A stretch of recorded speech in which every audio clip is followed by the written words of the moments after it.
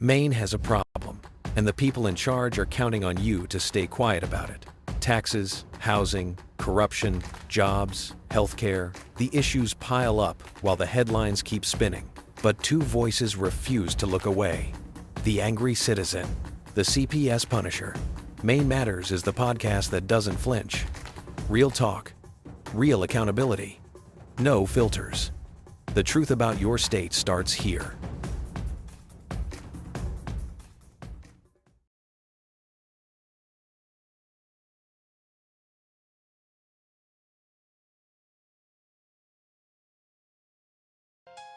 Hosted by the angry citizen and the CPS Punisher.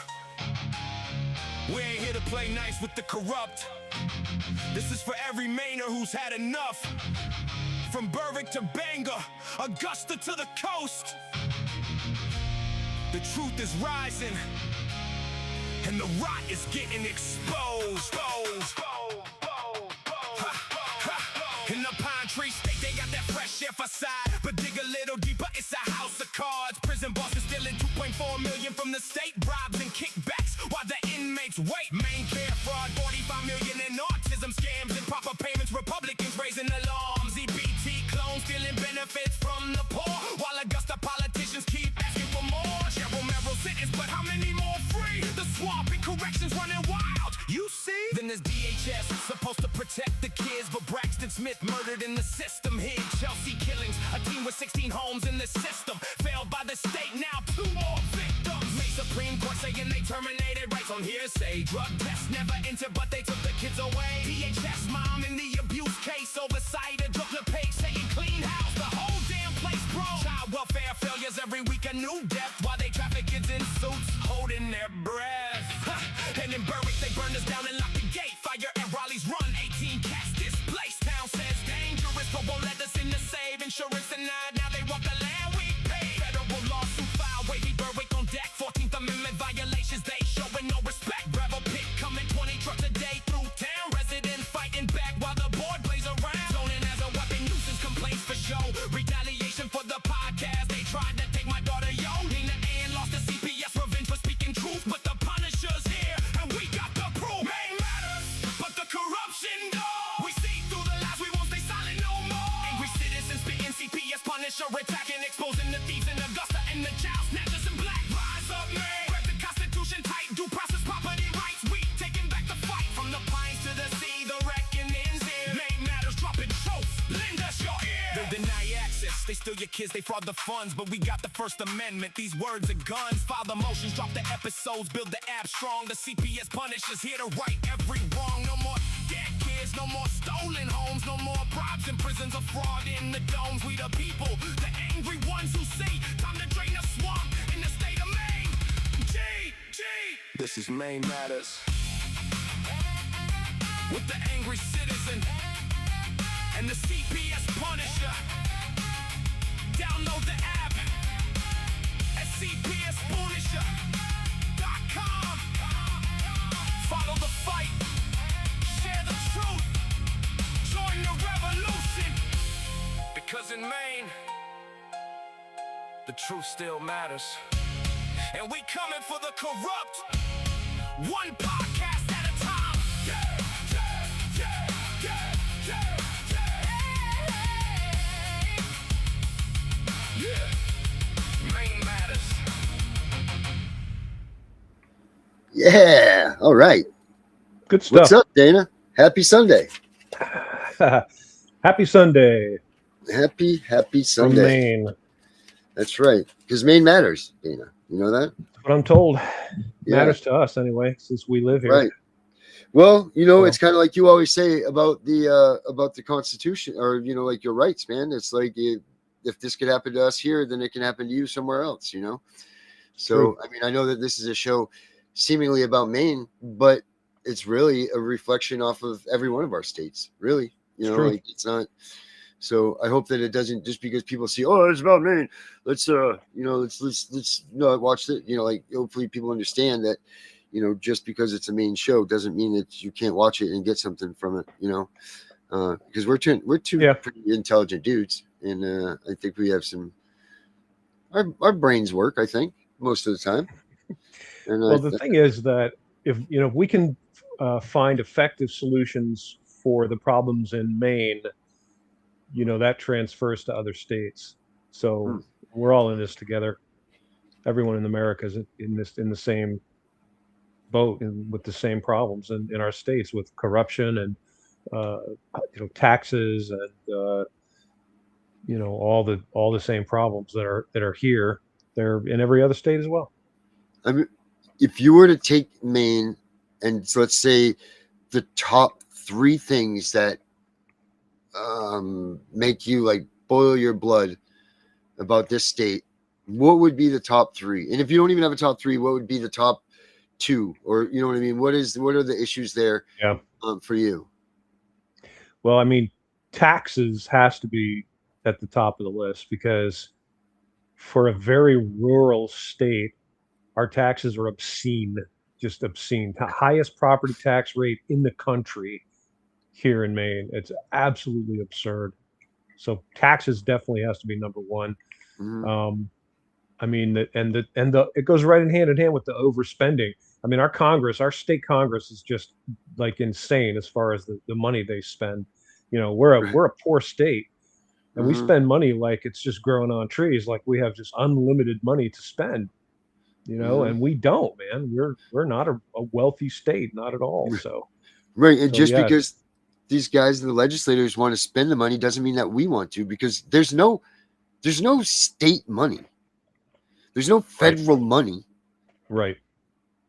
It's This is our taxpayer money. money, right? Yeah, So they all act like it's, oh, you're going to give you some state money. No, you're going to give me back money that you overcharged me for.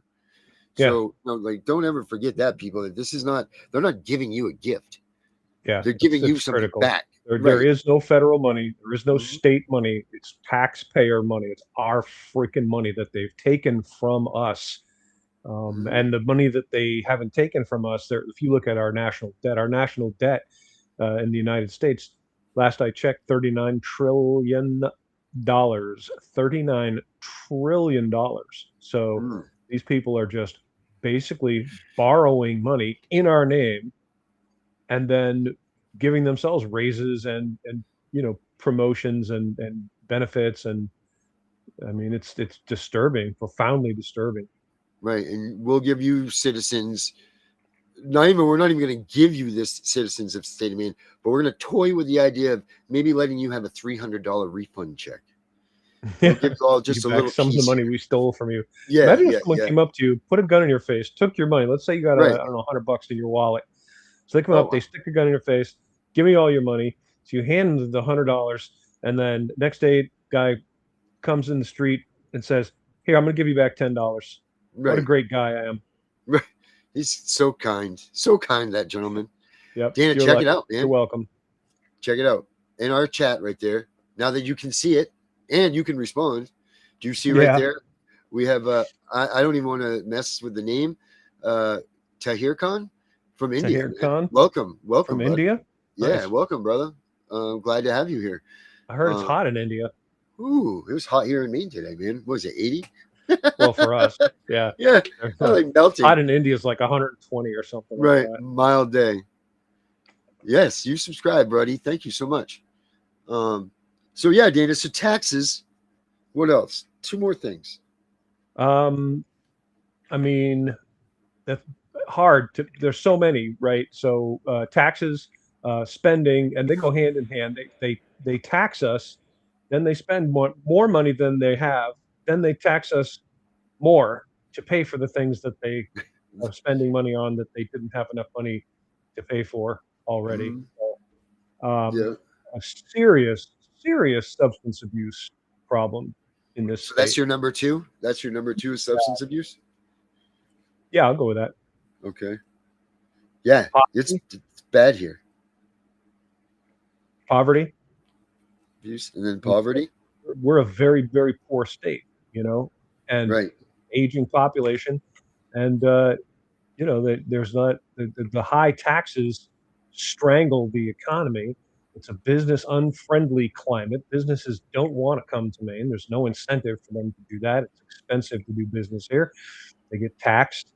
Um, it's a very rural state. So if you're going to put up a business somewhere, um, there are 100 other ways to make money that are more reliable. So the Mhm. business economy here is it's atrocious, and we could change that if we wanted to, you know. But Right. And then the thing that Maine does on top of that is they make it hard for the businesses as it is because of the tax rates. But then they're going to turn around as the consumer and say, hey, not only do we tax the shit out of this business for creating this product for you, but now you're going to pay an 8 to 10% tax on top of what they've already paid exactly. for that they've done. It's just asinine.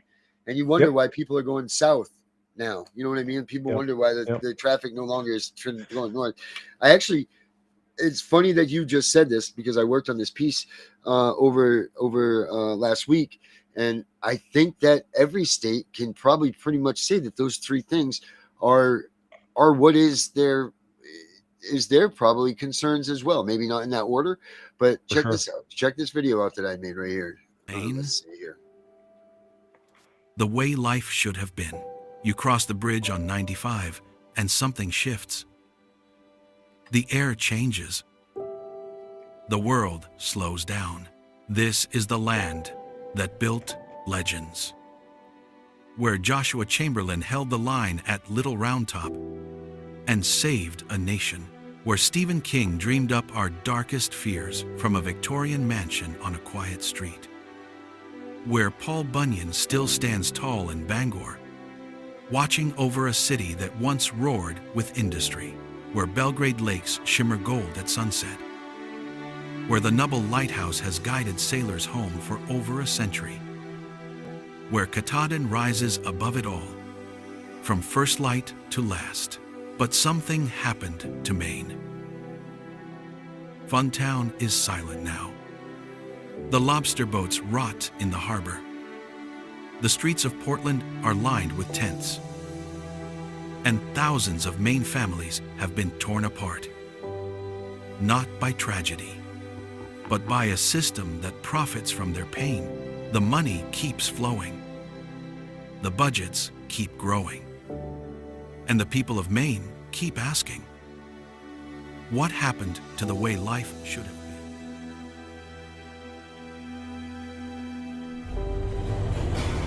Maine is crashing. And just like that B-24 that went down over Katahdin, nobody is coming to pull it out of the wreckage. Maine's Child Protective Services has been breaking apart families at a concerning level. And no one is paying attention. Until it's too late. Maine. We are more than too late. We have destroyed our next generation by kidnapping the very children who were meant to carry the Maine heritage forward. The children of lobstermen and loggers, of farmers and fishermen, of teachers and tradespeople. Gone, ripped from the families that built this state. I mean, that's pretty much. I mean, does that sizes it up right there, right? That's pretty much how it is. Right. Yeah. And I think that every state can actually attest to those are the things that those are the things that are happening in all these communities. We're losing. I mean, how many states do you hear daily that there's no young people in these states? So first of all, where the hell are all the young people? Because every state. Most. Oh, go ahead. Sorry. Yeah. No. Well, I interrupted you, but most children, young people that grow up here in Maine want to leave. This is just a very, very common thing where they're saying, as soon as I can, get out, as soon as I graduate from high school and head off to college, I'm leaving Maine. I'm going somewhere else. It's very, very common. They perceive, rightfully or not, that there are not the levels of opportunity here in Maine for lucrative careers and a good way of life because of the high taxes and poverty and it's a very rural state. So these challenges make it so that people feel like, if they stay here, they're missing out. and we lose a lot of our youth when they graduate and when they become adults. They leave, they go elsewhere. I know I was that way when I graduated from high school. I never thought that I would come back, but there is something that pulls you back to Maine. I really do believe Yeah. that. I don't know if it's hope. I don't know if it's you know what I mean?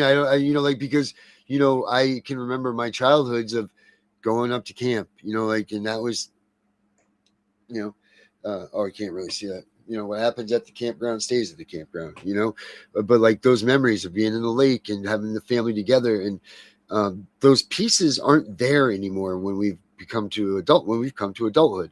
There's no more grandparents, there's no more family lineage, there's no more any of this stuff. So going up to camp, like they used to say and used to do, that's not there anymore.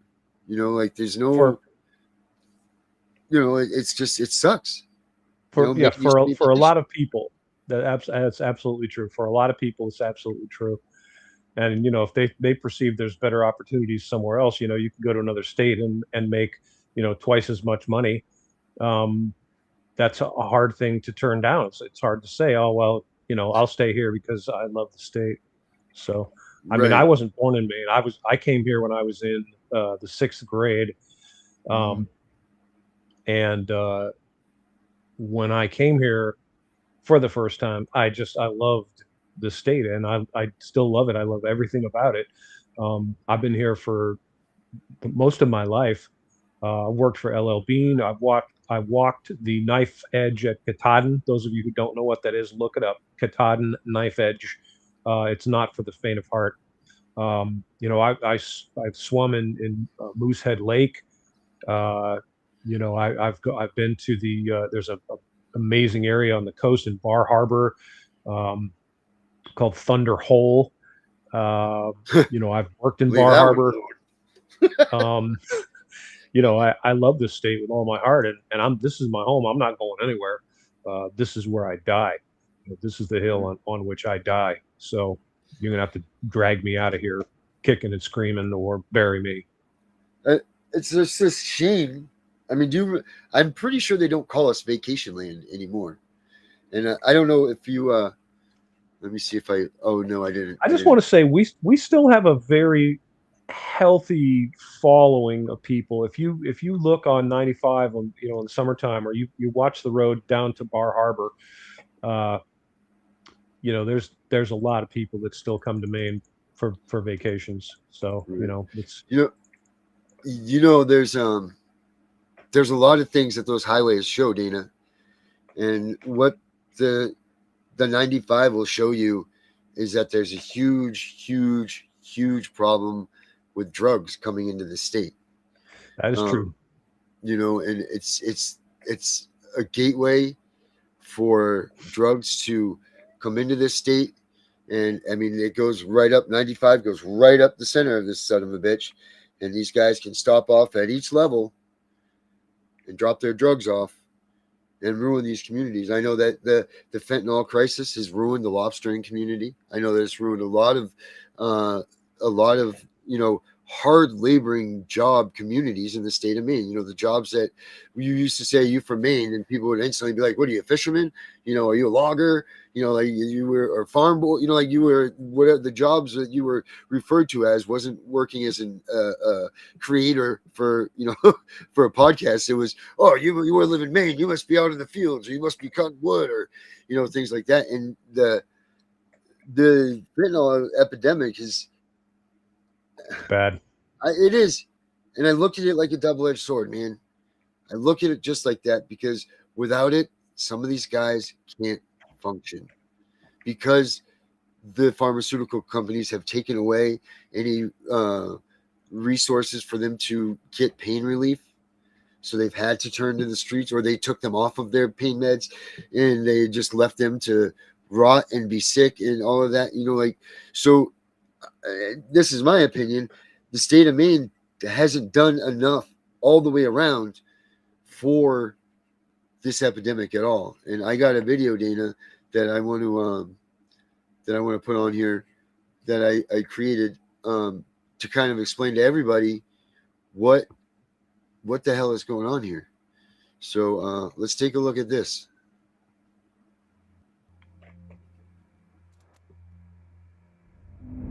Every week, cars leave Lawrence, Massachusetts, loaded with fentanyl, meth, and cocaine. They drive north on Interstate 95. They stop in Waldo County. They stop in Bangor. They stop in the small towns of Penobscot and Aroostook. The cash rides south. The bodies stay in Maine. This is not theory. This is the pipeline. Federal prosecutors have said it out loud for years. Lawrence is a regional hub for fentanyl distribution into New Hampshire and Maine.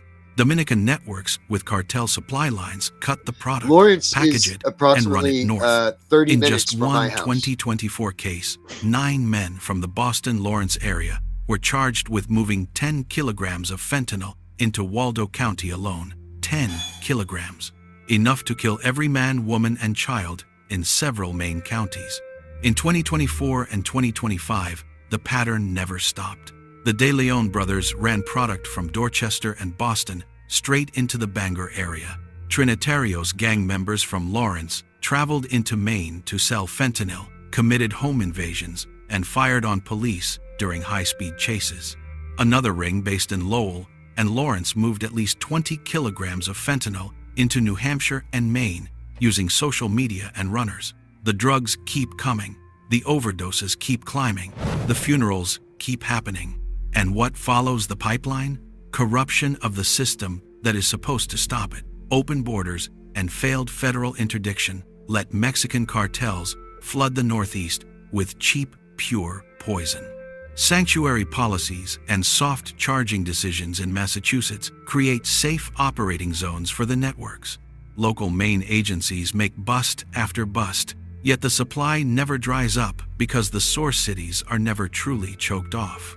When gang violence spikes in Maine because Trinitarios claim territory, officials act surprised. They should not be. The pipeline has been public knowledge for a decade. This is not just a drug problem. This is a failure to secure the basic rights of life, liberty, and property for every Maine family. Children lose parents. Parents lose children. Small-town businesses bleed from property crime driven by addiction. Rural communities become distribution nodes while the real organizers stay in Lawrence and drive home with the cash. Every elected official who knows this corridor exists and still treats it like background noise is complicit in the body count. Maine Matters.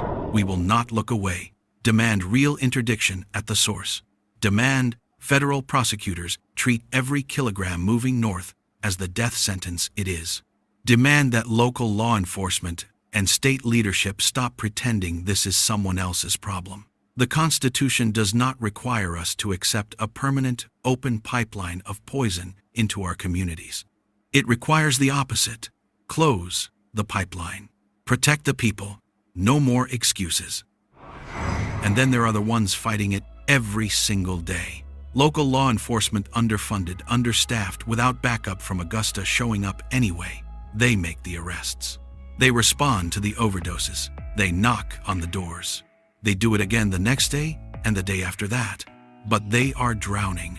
Without real support from Maine's legislators, without resources, without relief, the weight of this war lands entirely on the men and women wearing the badge in your town. That kind of sustained trauma has a cost. Officers absorbing the full force of the fentanyl crisis, the bodies, the grieving families, the revolving door of addiction, run the very real risk of becoming casualties themselves, overcome by the pain, the hopelessness, the grinding depression of fighting a war that Augusta refuses to fully engage. Maine's legislators expect maximum results from local departments while providing minimum support. So hear this clearly. If the people charged with defending this community against the fentanyl crisis are left to break under its weight, the defenders of the crisis become the crisis. Augusta needs to listen before it is too late.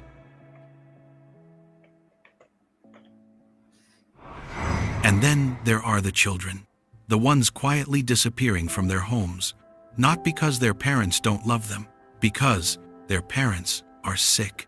Addiction is a disease. And in Maine, the response to that disease is too often a caseworker at the door and a car driving away with your kids in it. Augusta turns its back. CPS follows a checklist. And families already on their knees get buried. Maine families are human. They are imperfect. They are struggling under the weight of a crisis that the state helped create by ignoring the pipeline for a decade. They do not deserve to be badgered, threatened, and dismantled by a system that was supposed to help them. When you take a parent's children, you take everything. You take the reason to fight. You take the reason to get clean. You take the reason to wake up tomorrow. And then you act confused when the overdose numbers keep climbing. Maine has a choice. You can keep punishing addicts into deeper despair, or you can give them something to live for, support, resources, their families. The research is not complicated. Parents in recovery need stability, not fear, connection, not isolation, hope, not a courtroom. Augusta, you cannot fix a crisis you refuse to look at. Maine families are not a problem to be managed. They are people to be saved. Smarten up before another child grows up without a parent, before another parent dies without their child. The clock is running.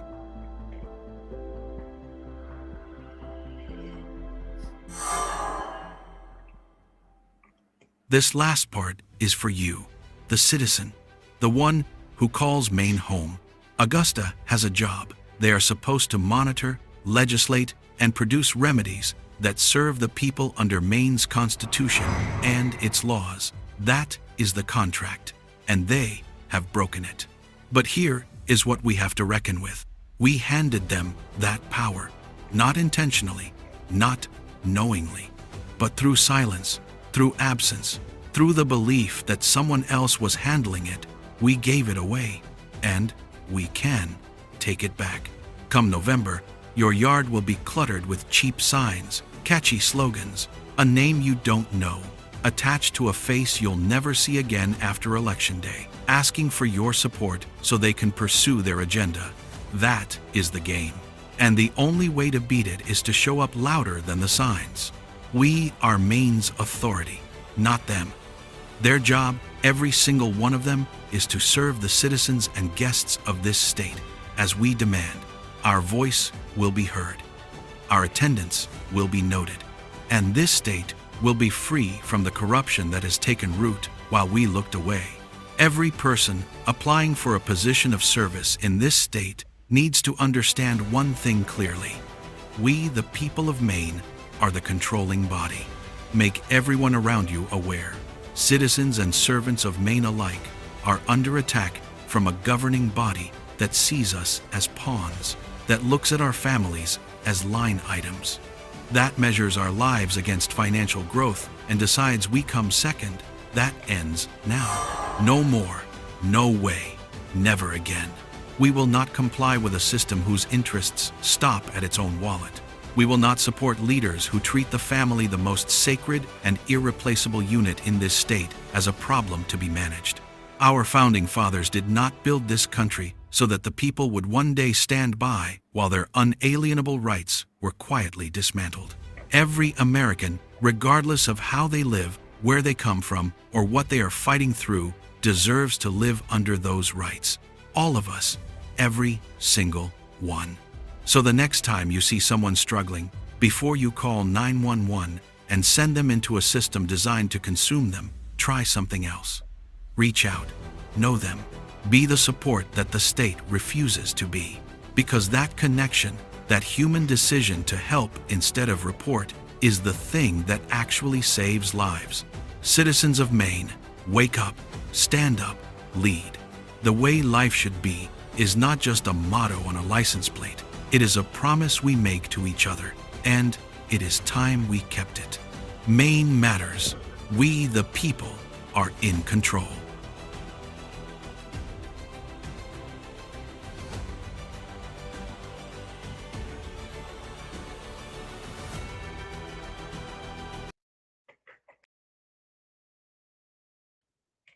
Yeah. So thoughts, Dana? It's good stuff.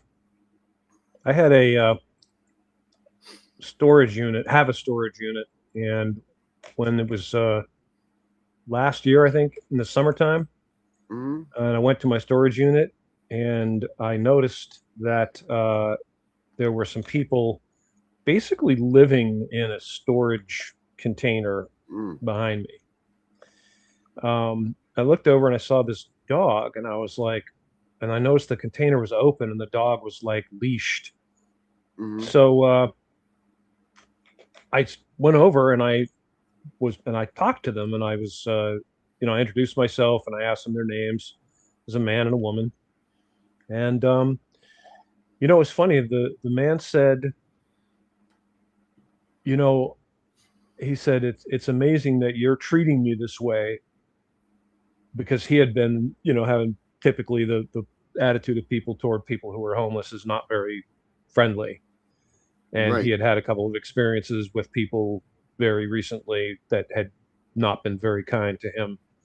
And I actually went to the store. I got him some water and some ice, uh, and brought him that. And I asked them if they needed anything, and they said no, that, they were all set or whatever. But I'm thinking, if we would help each other as um, enthusiastically as we are ready to condemn each other, and like you said, Hmm. instead of calling 911, maybe think about, you know, what's this person going through? What's their life situation? What Hmm. trials and tribulations are they facing? That's that have put them in this situation. Um, everyone's got a story to tell. Everyone's got problems, and we all make mistakes. So Hmm. Yeah, it's too many people too often. You see, I see this a lot. Up here, I mean, or down here, I guess from you. But like people will see someone asleep in the car at Walmart, and instead of going to knock on the window and say, "Hey, are you okay?" They're calling 911. right. And these people are just taking a nap. Maybe it is because they're homeless or they had no, whatever. And now the police come. Now they're getting arrested because maybe they are an addict and they got something, their paraphernalia's out or whatever, and they were Hmm. already on the edge, and now you just kicked them over when you could have just gone over to yourself, knocked on the window, and, "Hey buddy, are you okay? I just checking on you, man." Like, that's it. You didn't need to call the cops on these people.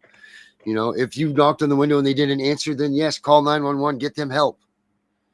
Maybe you break the window and give them Narcan if you have it, or whatever you got to do to get these people out of what they are. But don't just automatically assume that they're bad people, call 911 and send them down further into this hole that they're already, in.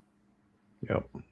Like you said, we don't know what people are going through in their life. And I'm convinced, and I say this a lot, that people, CPS is creating, not only in this state, but in every state, CPS is creating these tent cities, because when you go out and if you did the statistics at these homeless camps, guarantee you CPS came and took their kids, they lost their hope, they went to drugs, they lost everything. Now here they are, holding on for whatever little bit that they For have sure. left, because it goes away fast. Once they take your hope and your love away from you, the rest of it just falls right the hell out from Yeah. underneath Yeah. It's really easy to spiral at you, that point.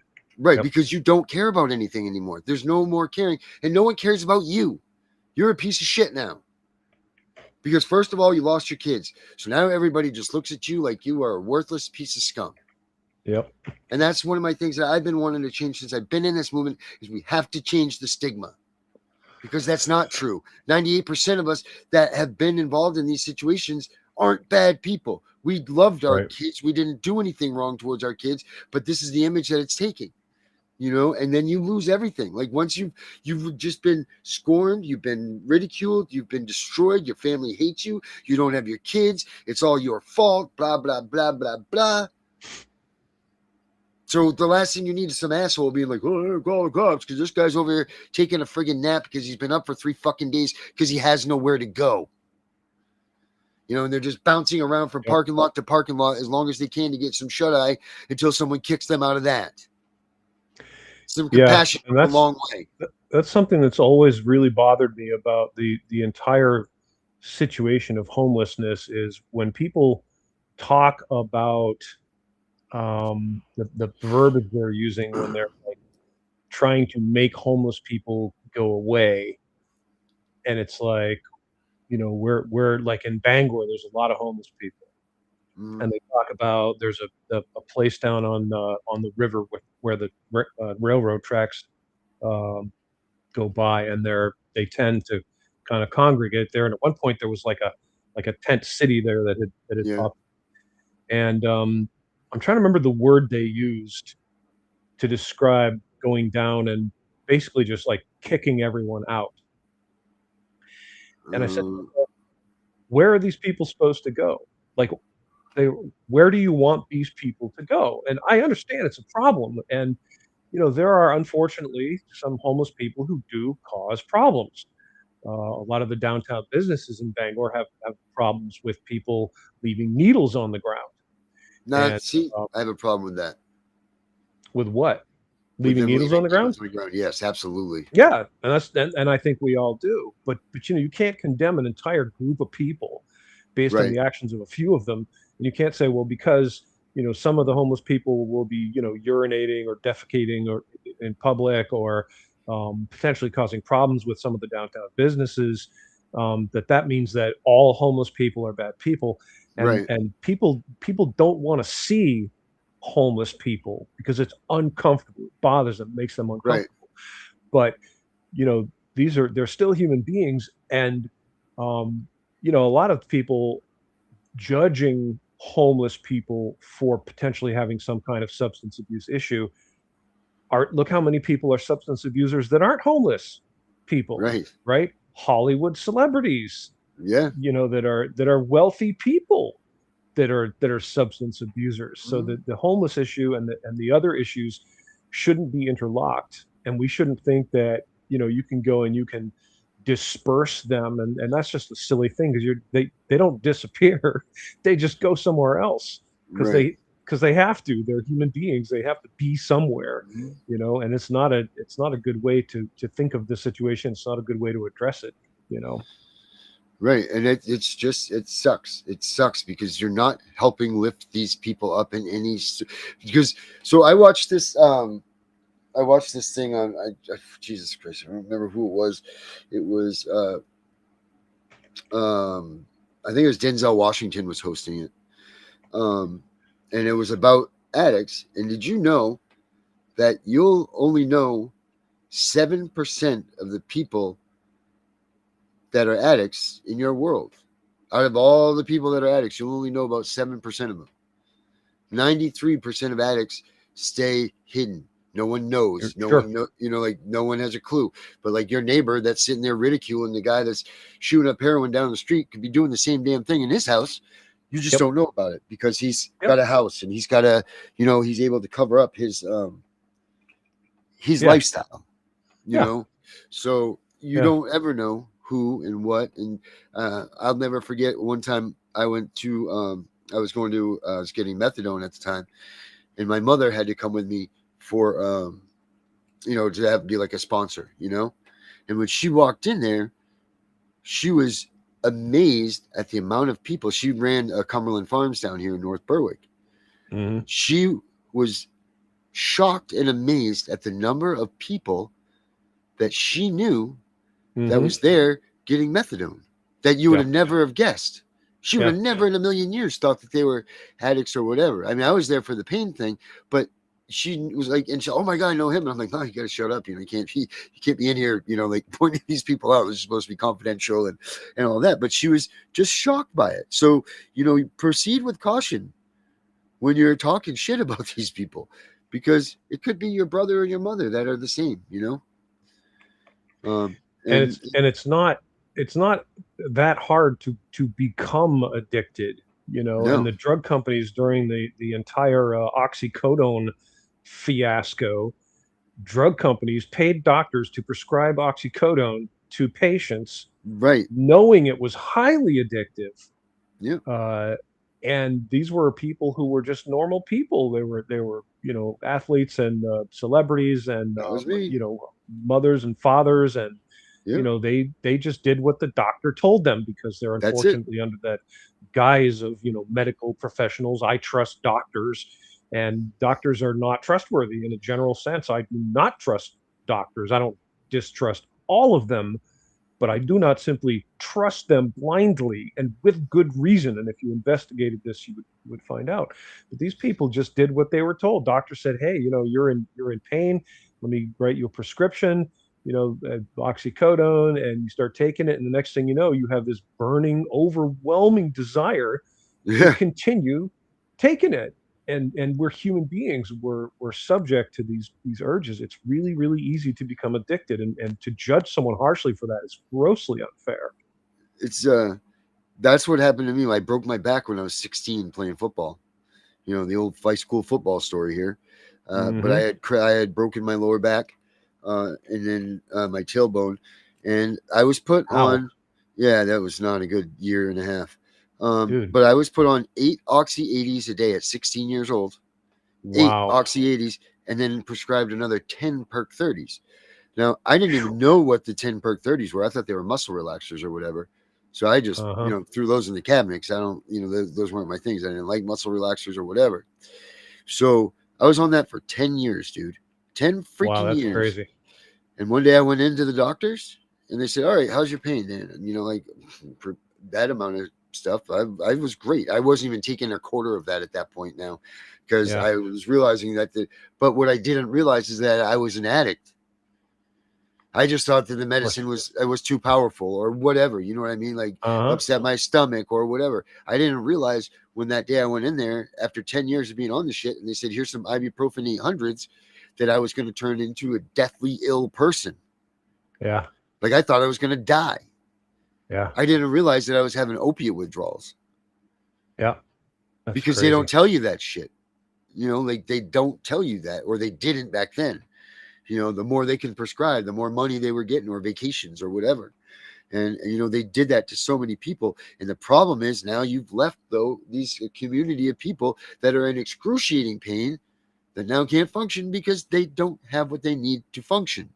And there's lies the problem. It's a really sick and sucky conundrum to be in, but we're in it. Yep. And every state's having that same problem. Yep. So, that's what I got to say about this stuff in the state of Maine. And, I would, if anybody out there is, legislators or whatever, you guys really need to start doing your due diligence in helping these people be able to get themselves back into a societal realm that they can handle, maintain, and be a functioning person in, without the bullshit, without being looked at as a junkie, without looked at as a bad person because you lost your parent, you know what I mean? All of these things, the stigma has to change. Yep. When the stigma changes, then we can change the other things that go with it. But that first thing that needs to happen is that needs to happen, man. I agree. So that's what I want to say about all of that. So if you guys know anybody that's an addict, that's whatever, instead of shunning them and discharging them from your life, maybe be a part of their life, and maybe you can be the one that saves their life. Help them out. Do whatever you can. Before you call the cops, just think about that. Think about what you're doing, what you possibly could be doing to someone by calling the cops instead of just making sure they're okay, or mind your own fucking business. There you go. Like there's that factor. But what do you got, Dana? You got anything, any sort of Maine matters that you wanted to discuss this week? No, I think we've covered it pretty well. That's where we're at. Yep. Yeah, I mean, we got Gunner coming up here in 8 minutes. So, this is, hey, what's up, everybody? I didn't even realize this. That's right, Fostering, our man right there, Fostering Reality. Make sure you guys go to his YouTube channel, check out his stuff. His stuff is so freaking important. I can't even make you realize how important the stuff that he's putting out. Dana, you know who he is. That's our friend Derek. But you guys need to look at his stuff. Go to his YouTube channel, go to his Facebook, go to all of his things, because the stuff he's putting out about CPS, nobody's talking about. Nobody's paying attention to. And you need to go there and see his stuff before it's gone. We got Jen Brabson's out there talking to us. What's up, Jen? Thanks for coming out, seeing us. She's dealing with a bunch of shit herself. I don't even know how she floats. Dr. Death, man, another one. Facts Over Lies, another one. I mean, all these people that are here We thank you guys for your support and coming out and being with us. But every one of you guys are so important, and you're all dealing with the same thing, you know. So the biggest thing that we can be is here for each other, you know. That's the community that we're trying to build, you know. Wow, man, look at these. Do you read in all these comments, man? I am. Wow. So our buddy Fostering, man, he was in the system, and I can't even, it disturbs me so much because he's becoming a good friend of mine. It disturbs me so much how terrible he was treated. Oh.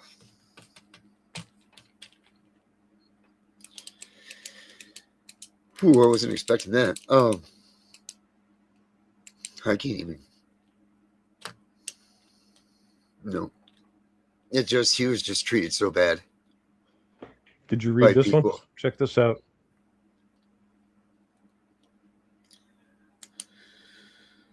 Oh my God. Really sorry Death, that this happened to you, Dr. Death. It sucks. It sucks. That's why we're here, man. That's what we're working for. We need more awareness. We need more involvement. We need more people to get on board with, you know, making our voices heard and letting all the people that are in charge, so to speak, know that we're paying attention and we're going to hold them accountable. That's how we win. You know, it's going to be a hard road, but that's what we got to do. I guess we lost Darren. All right. Well, Darren, if you're out there. Well, Dana. Oh, there you are. Yeah. Yeah. So yeah, to the viewers, thank you all for watching. We appreciate you very much, and you know, stay with us. We're going to be back next week, Friday, 7 o'clock Eastern Standard Time, for another version of Maine Matters, another edition of Maine Matters. Don't forget to check out Darren, CPS Punisher. You go to always YouTube, look at me. CPS Breaking News, and I'll be here with Darren and Tiffany on Thursday night with Tiff and the Punisher, and joined by the Angry Citizen. And Darren, I got something in the mail. Oh, what'd you get, buddy? You want to see this? Oh, check this out. This was sent to me from a mysterious anonymous person, Tiffany.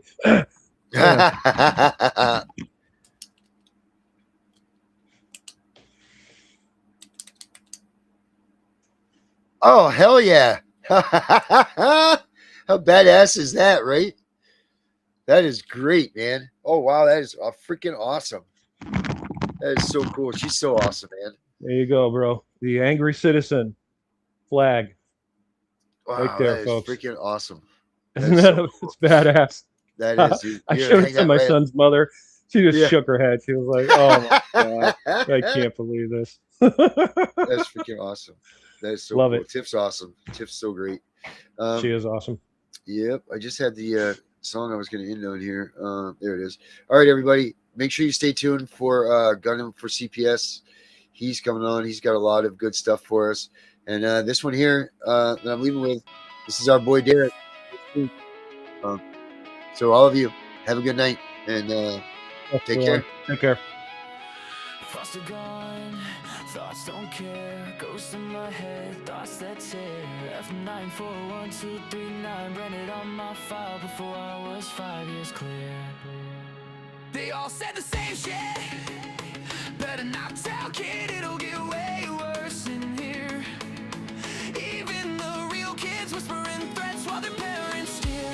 Born in a folder, no crib, just a case number and a hearing date. Pills crushed in my juice, respiratory waves turning toddlers into a court case. F9 and 4-3 anxiety, F90 poesy, separation ink they used to label me.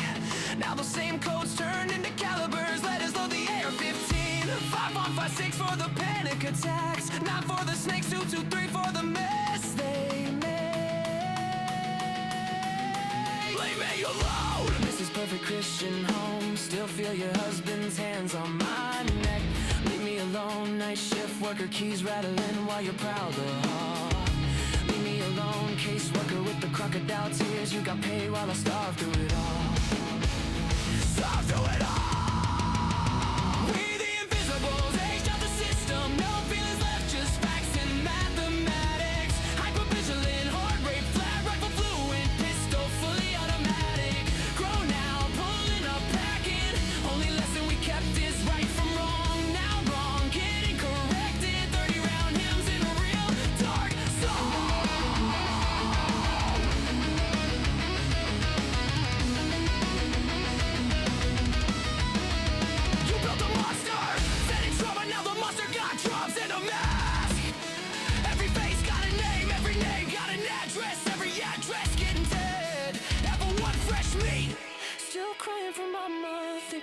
verification real. Level 2, bounce like trash. Learning roles in every house they make you feel. Level 3, chameleon bag, never unpacked. Visible just enough to eat. Level gray, master read a lie in the blink. Route around rules in the street.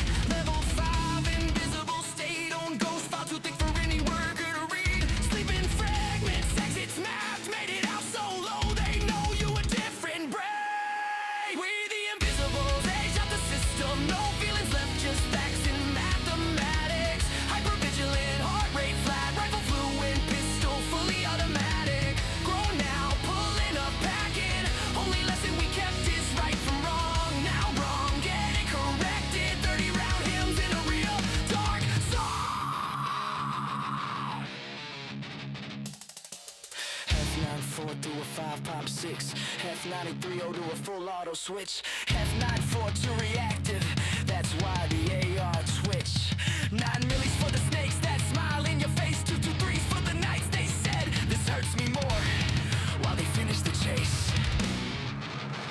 Every code they roll, every caliber, every lobby came around. Every better not tell turned into a reason. We outside right now. Seen kids get walked out the back at 3 a.m. Staff pockets fat, no sound. One phone call, file closed, another invisible. Never found. They pray we don't D-lock forever or read the barrel in despair. But the ones who survive remember every smell, every room, every stare. Thoughts are gone, thoughts aren't care. Ghost in my head, thoughts that tear. Way the invisible. Age down, fully loaded. No fear, strapped heavy, heart on zero. Just a pulse and a plan. Right from wrong is all we know. And wrong fit to meet the whole fam. Pulling up quiet, windows down. 30 round lullaby. Invoice for every tear. Every touch, every read, better not tell.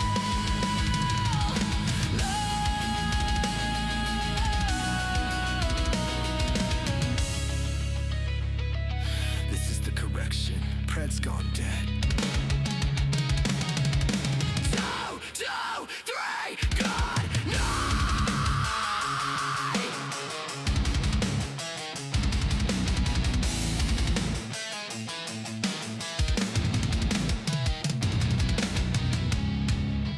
Maine has a problem, and the people in charge are counting on you to stay quiet about it. Taxes, housing, corruption, jobs, healthcare, the issues pile up while the headlines keep spinning. But two voices refuse to look away. The angry citizen, the CPS Punisher. Maine Matters is the podcast that doesn't flinch. Real talk, real accountability, no filters. The truth about your state starts here.